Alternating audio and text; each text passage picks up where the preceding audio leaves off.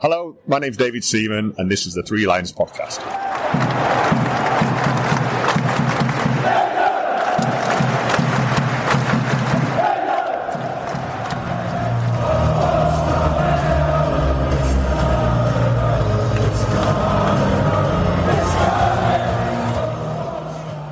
Hello and welcome to the Three Lions podcast. My name is Russell Osborne and this is an independent England football supporters podcast. I hope I find you well. Thank you very much for all the feedback on the recent episodes. Of course, there was the Greece and Finland review where I was joined by CJ Joyner. We briefly touched on the manager situation before it all became a lot clearer. And that's when I spoke with three other England fans to gauge their thoughts and opinions on the appointment of Thomas Tuchel. It's still a hot topic of debate, isn't it? In fact, a recent Prime Minister's questions, the PM opened up his speech with words of support to him. Also, William, the Prince of Wales, gave his support, saying, "We are all behind you," on social media. Although I'm guessing as patron of the Football Association, he couldn't really be saying anything else, could he? Coming up on this episode, we will be talking about one of Tuchel's predecessors, with the host of another England podcast. Yes, I'm going to direct you to another podcast. It's cool. I think you're going to enjoy it. That's coming very soon. But first, I wanted to check in on the Lionesses. The women's game is approaching its first international break of the season, and they face Germany at Wembley on Friday the 25th of October. Then follow that with a trip to Coventry on the 29th, where they face South Africa. Both of these friendlies. In fact, they haven't played a competitive match since they played Sweden back in July, and I don't think they will play another one until the Euros next summer. After these games, they've got an international break at the end of November, where they take on the USA at Wembley, 30th of November, that one. And then they play Switzerland. I believe that's up at Sheffield United. That's on the 3rd of December. But this international break, Sarina Wiegman announced her latest squad back on the 15th of October. It is a 25-player squad. Let's take a look at it. 3 goalkeepers, Mary Earps, Hannah Hampton and Anna Morehouse. Defenders, Millie Bright, Lucy Bronze, Jess Carter, Alex Greenwood, Maya Letitia, Esme Morgan, Lucy Parker, Leah Williamson and Lotta Wubben-Moy. 6 in midfield, Grace Clinton, Fran Kirby, Jess Park, Georgia Stanway, Ella Toone and Kira Walsh. And up front, Aggie Beaver-Jones, Lauren Hemp, Lauren James, Chloe Kelly, Beth Mead, Jess Naz and Alessia Russo. It is a squad with an average age of 26. It has 1,025 caps across it and 178 goals. It's a squad made up of 4 from Chelsea, 4 from Arsenal, 3 from Manchester City, 2 from Manchester United, Tottenham and Everton, and then a whole glut of players, 1 club each, PSG, Orlando Pride, Gotham FC, Washington Spirit, Aston Villa, Brighton, Bayern Munich and Barcelona.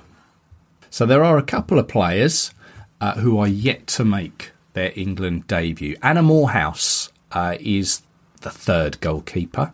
She comes from Orlando Pride. And Lucy Parker from Aston Villa, yet to make her debut for the Lionesses. Now, since the announcement of the squad, Lauren James has since withdrawn with a calf injury. I'm intrigued to see who Sarina Wiegman will select to go in goal. Now, the last 3 games that the Lionesses played, Hannah Hampton was between the sticks. That was against Sweden, the Republic of Ireland and France, those all in those Nations League games. Mary Earps, currently at PSG, from what I can gather, has been struggling to... She's got some games, but struggling to secure a place following her move from Manchester United. So it'll be interesting to see who Sarina Wiegman will select to go in goal. As they're friendlies, maybe they will rotate around. I'd like to mention Alessia Russo. She was announced as both the Lionesses Player of the Year and also top goal scorer for the year. So congratulations to her. 6 goals since the World Cup final last year. Now, England haven't faced Germany since that final of the Euros back in 2022. So it'll be interesting to see how this one goes. This is a match that will honour former captain Steph Houghton, who retired at the end of last season. Her last England game was back in February 2021. It was a 6-0 win, a friendly against Northern Ireland, and it was the last of her 121 caps. Not bad for a career that unfortunately had a few serious injuries. But it'd be great to give her a reception at Wembley, fully deserved. Then South Africa. They are a side that we've only met twice. We've last met them 2010 in the Cyprus Cup. We won that 1-0. Then in the same competition the year before, we won it 6-0. So that game taking place at Coventry City. I also want to mention the young Lionesses, the under-17s. They are taking part in the under-17 Women's World Cup. That's over in the Dominican Republic. Nice. They're in Group C and began their campaign with a 2-0 victory over Kenya. They followed that up with a 4-2 victory over Mexico, despite being down to 10. And with those 2 victories, they are assured of a quarter-final place. Now, they faced North Korea on Thursday the 23rd. The winners will finish top of the group. So we wish them luck in progressing further in the competition. Some future stars playing over there. Okay, let's switch back to the senior men. Have you heard of the Gate 102 podcast? No? Listen up then.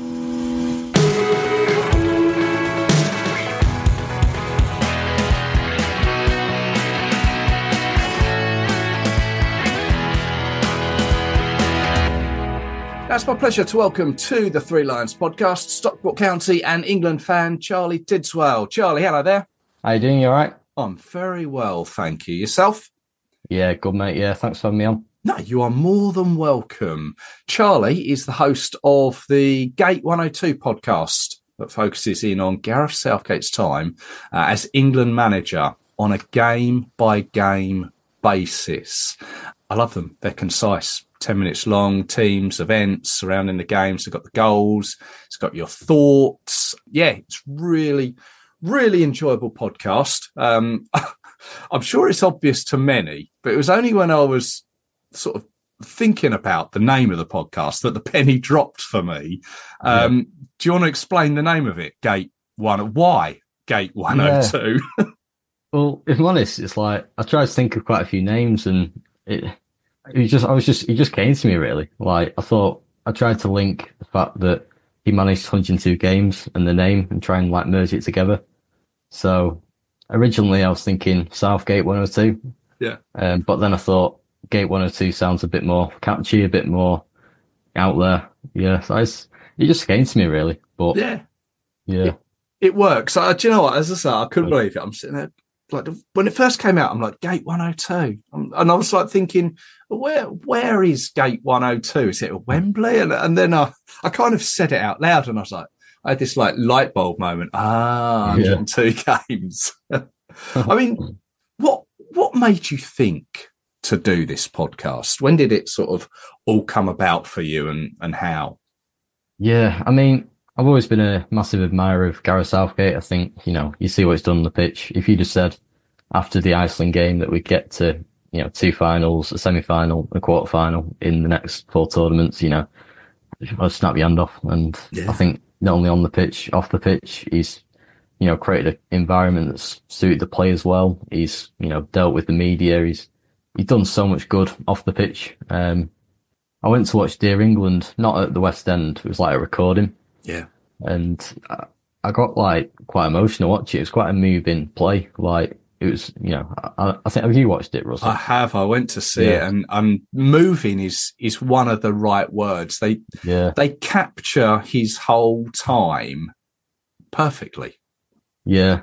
And I think it was after that where I sort of thought I could create something where people could look back on what he's done and be reminded of, the good that he's done. And I thought doing a podcast where I go through every single game he's managed would be probably the best way to do that. Yeah. And that's sort of where the idea came from, really. No, it's a really good idea. And I can't remember who said it to me or whether I read it, but someone said that if you're going to do a podcast and keep it going, because many people will think, I'm going to do a podcast, and they'll put all the effort into doing it. And someone said, if you get past 7 episodes, then you're in it for the long term. That's good. So, you've got 102 to aim for, which is quite good. But you're right. He wasn't just on the pitch with Gareth. It was off the pitch as well, and his effect off of it with the general public, I think.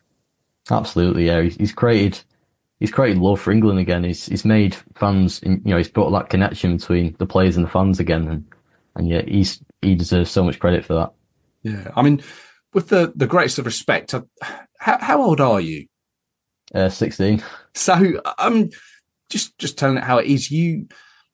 I'm guessing you don't really remember what it was like prior to Gareth.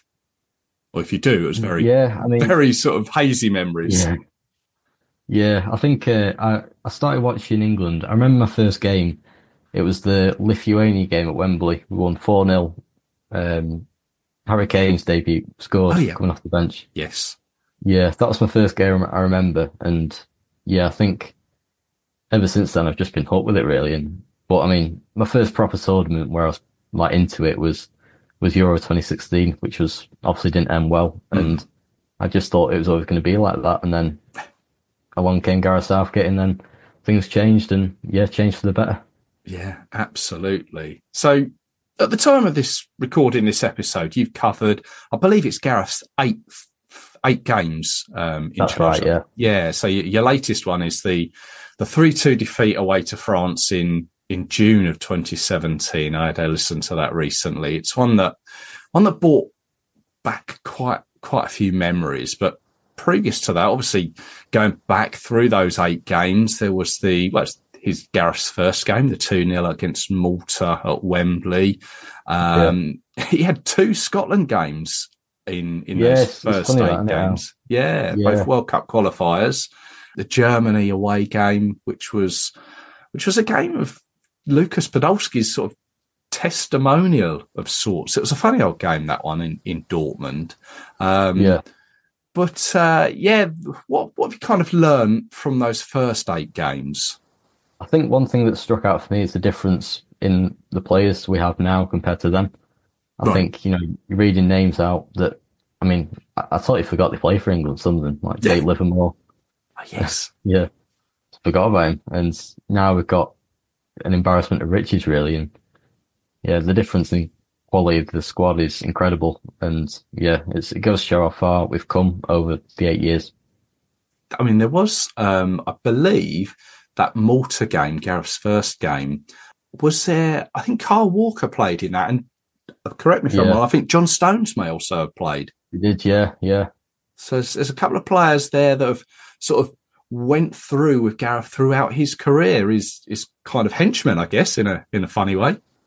Absolutely, yeah. And it goes to show how much faith he has in these players that all throughout. And I think coming through from the under-21s has helped that. I think he's obviously got a background of players coming from the under-21s, and that's why people like Stones and Pickford and people like them were there throughout, I think, because, he knew them before going into the job.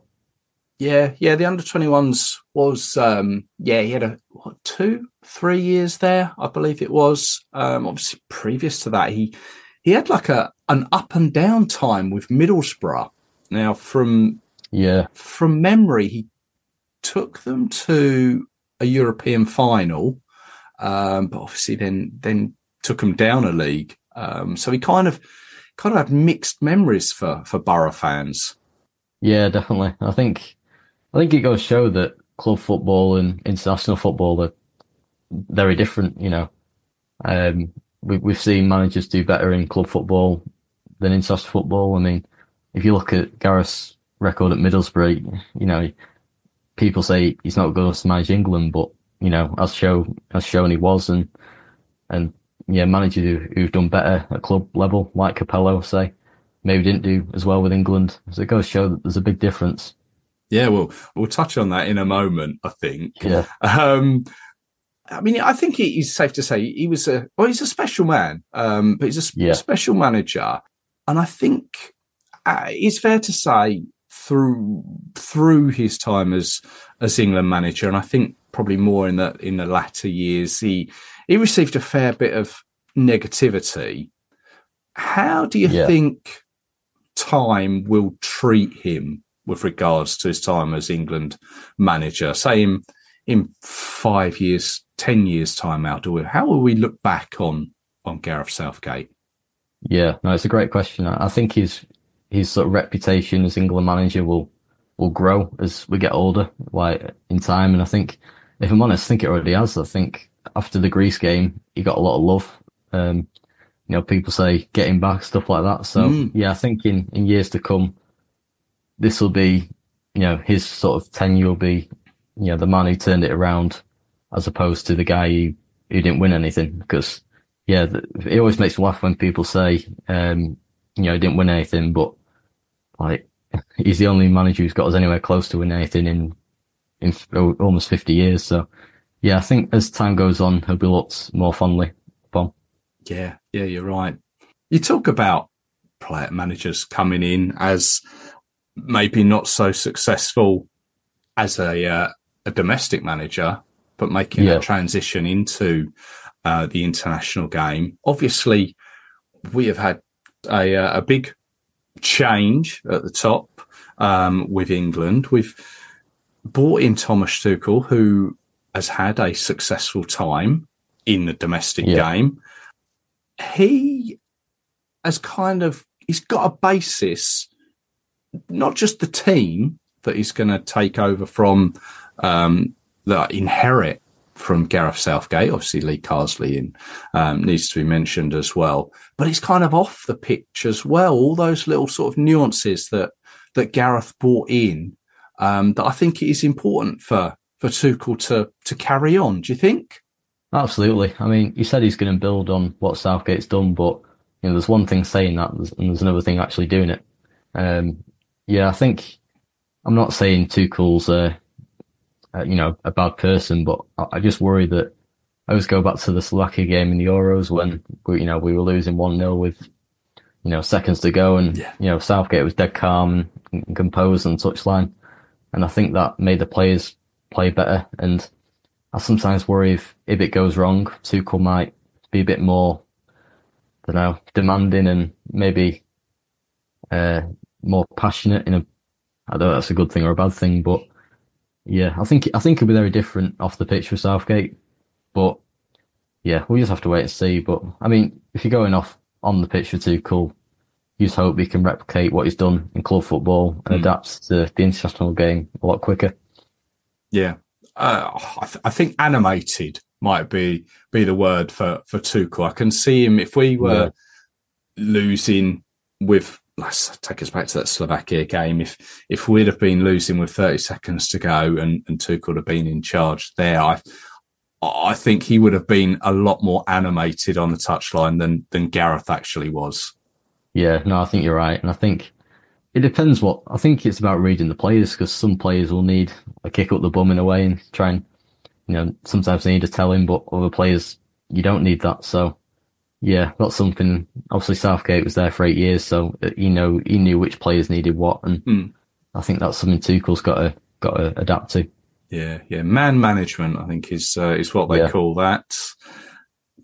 So many great memories of Gareth Southgate that we've all got as England manager.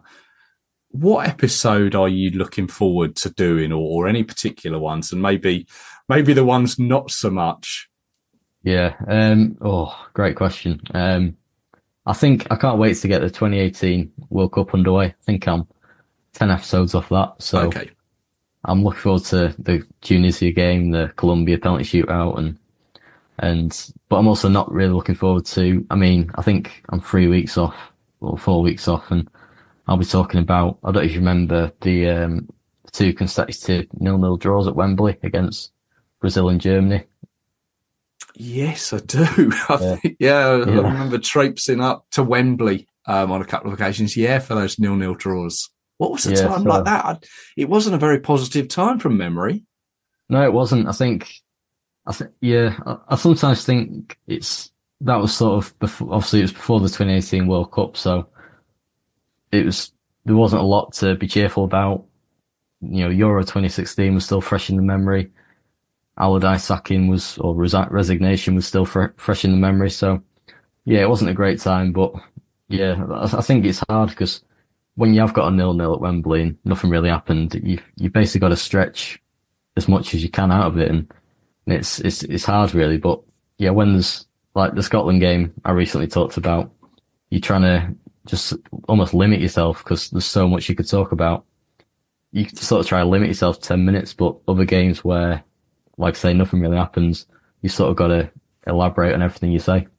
Yeah, 10 minutes on those 0-0s might be a little bit hard. Yeah, definitely. Yeah, but there's lots of things obviously around the games that can be sort of bought in for it. But there's probably a few other defeats that maybe aren't so high on the reminiscing front, I guess. Yeah.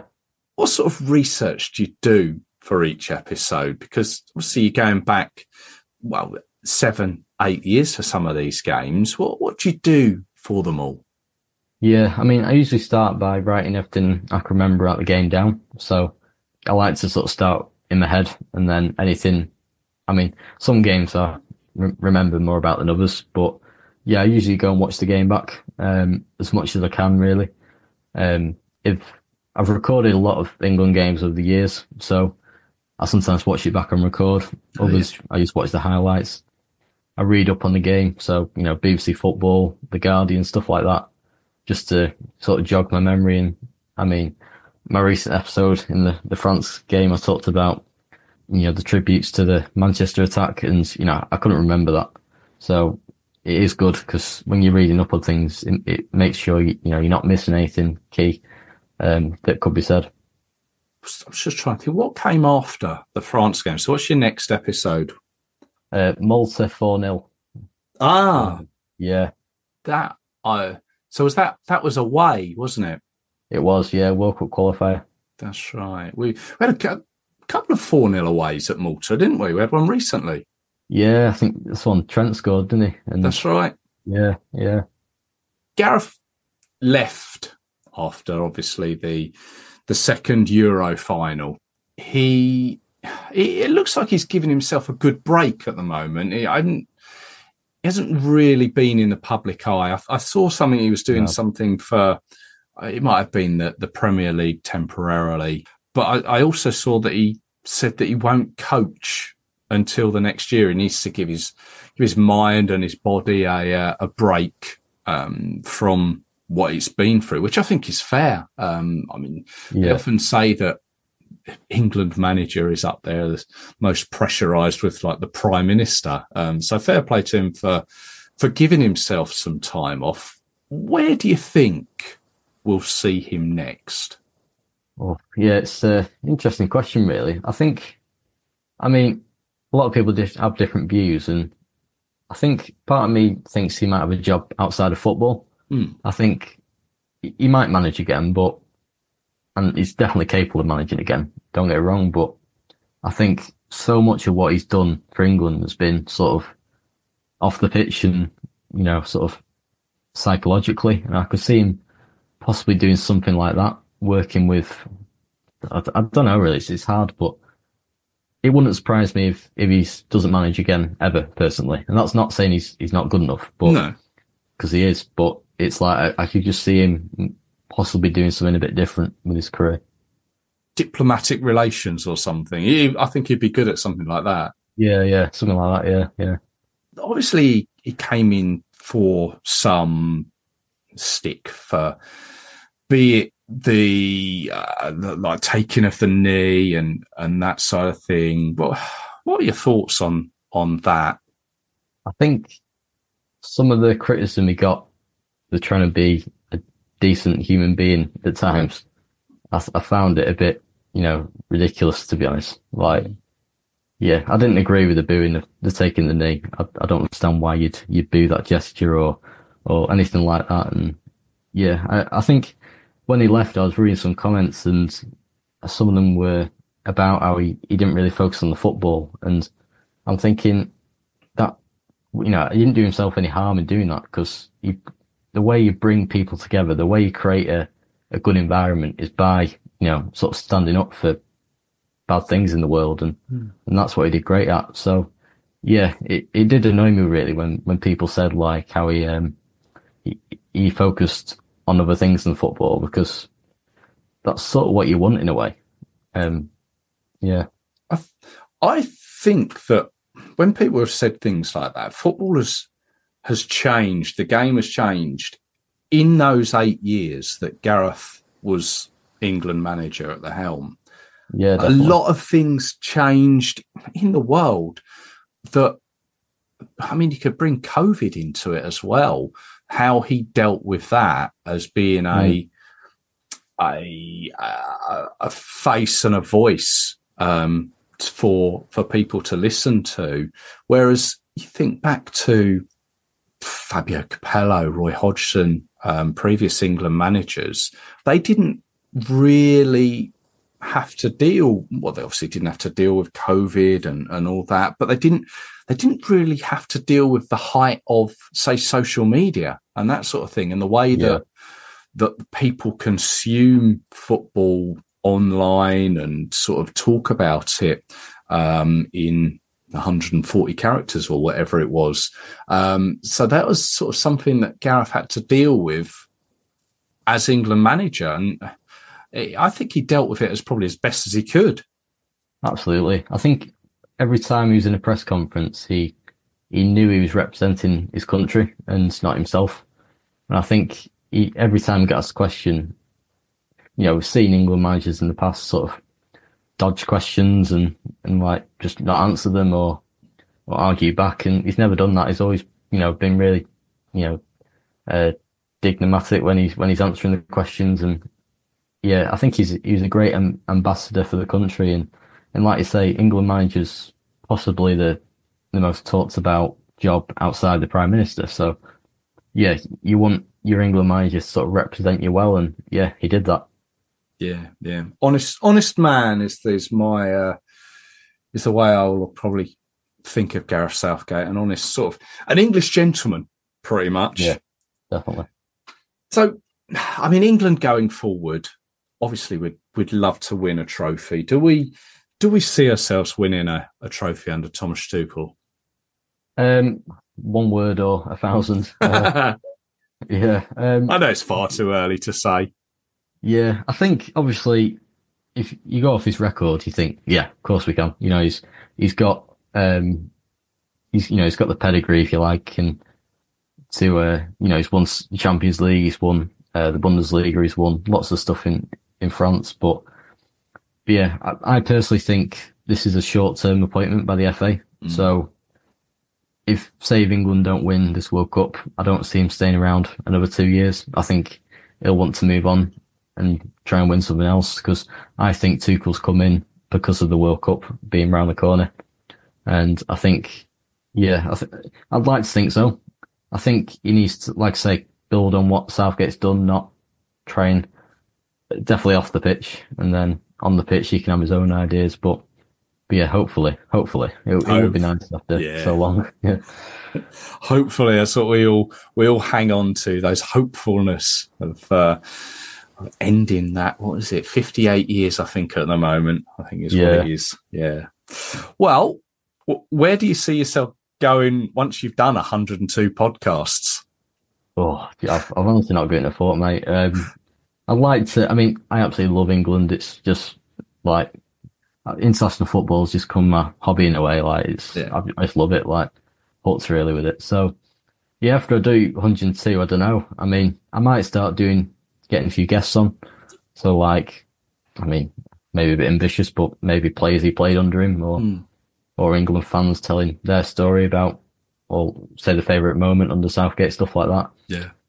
But I'd like to continue doing something, whether that's, a different podcast, whether that's continuing with that one, whether that's doing something completely different related to England. I would like to continue with it because, yeah, I love, international football. And yeah, it's become my hobby really. And like yourself, it's why we do it, because we love it, Absolutely. You're a Stockport County fan as well, though, aren't you?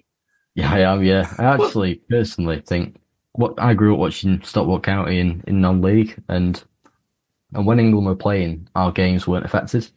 So I think growing up watching County has actually helped my love for England because, growing up I saw England as almost an extra rather than a replacement, compared to if I was a Premier League fan where it would sort of, get rid of your club football and international football takes over. But yeah, so yeah, that's why I think I've always been, love watching England from such a young age, and I think supporting a pretty rubbish team growing up has actually helped that in a way. Well, what are they? Are they still League One? Yeah, still League One. Yeah. What are they doing at the moment? Yeah, doing all right. Yeah, I think I don't know where they're on the table, but yeah, I mean, I'd take just staying up this year, but I think we're knocking on the doors of the playoffs, or around the playoffs. So yeah, buzzing really. Good stuff. Love it. Well, go on back to the podcast. How and where can we find it? What's all the socials? What's all the details? Yeah, so we're available on Spotify and YouTube. Just type in Gate 102 Podcasts and it'll come up. In terms of social media, we're on Twitter, or X, whatever it's called now, Facebook and Instagram. And yeah, give us a follow, and our chat's always open. So ever want an England chat with me, just send me a message, and yeah, we'll get back to you. And it's available to everyone to listen to, and hope you enjoy it if you do decide to listen to it. It is a good listen. Charlie, thank you very much for your time. Really appreciated. Just wish you all the very best with it. Keep putting them out there, and yeah, look forward to the I don't know, there's so many good ones to think about. I'm thinking Colombia, the penalties. I'm thinking Germany in the Euros, and even the last but one, the Netherlands in the Euros in the semi-finals. Such good memories of England. Such good memories of Gareth Southgate. Yeah, no, thanks, Russell. It's been a pleasure.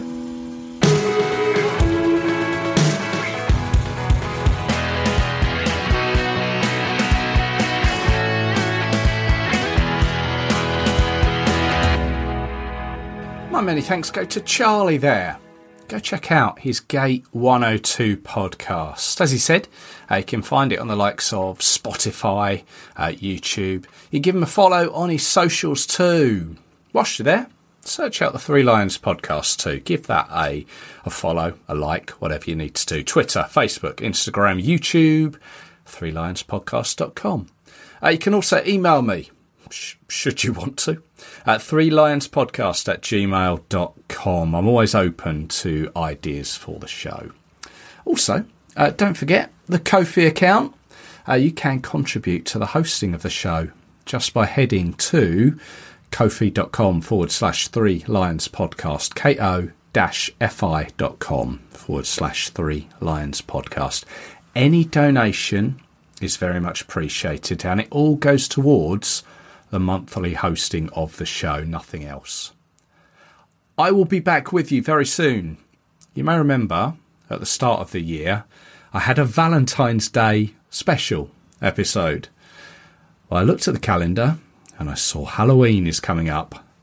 Well, basically I looked in a load of shop windows and that gave the game away. So I have a Halloween special coming soon. Also, I bought my Greece away ticket recently. £10, bargain.